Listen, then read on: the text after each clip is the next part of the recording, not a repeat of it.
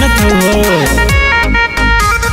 भइल बा दीवाना उठ लाली के हमरा देखे खातिर आ जाता घरवा करी की बुलेटवा पा नंबर प्लेटवा पा करी की बुलेटवा पा नंबर प्लेट पा कोई रान लिखवैले बा यारवा करी की बुलेटवा पा नंबर प्लेट पा कोई रान लिखवैले बा यारवा। अरे बड़का रंगदार बा हो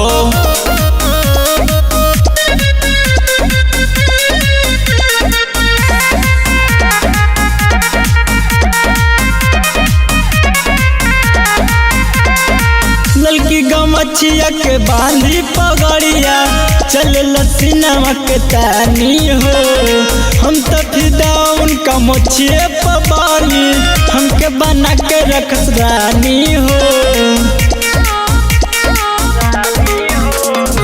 ललकी गमछिया के बांधी पगड़िया चल लसीनावा के तानी हो हम तो फिदा उनका मोछिए पबानी हमके बना के रखस रानी हो।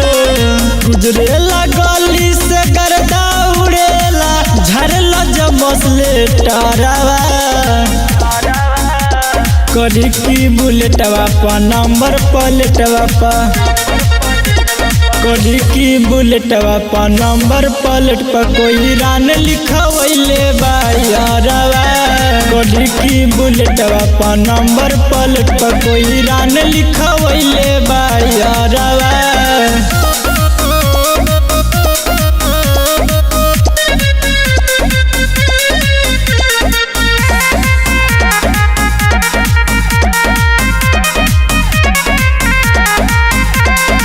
हम तो उनकर हई दीवानी उनके से हमर पहचान बा दिल के हर एक कोना में लिखल सोना वर्मा के नाम बा। हम तो उनकर हई दीवानी उनके से हमर पहचान बा दिल के हर एक कोना में लिखल सोना वर्मा के नाम बा। नजर उठा के कौनो न ताकी सुन के रोहित के नामा करी की बुलेटवा पा नंबर प्लेटवा पा करी की बुलेटवा पा नंबर प्लेट पा कोई रान लिखवैले बा यारवा करी की बुलेटवा पा नंबर प्लेट पा कोई रान लिखवैले बा यारवा।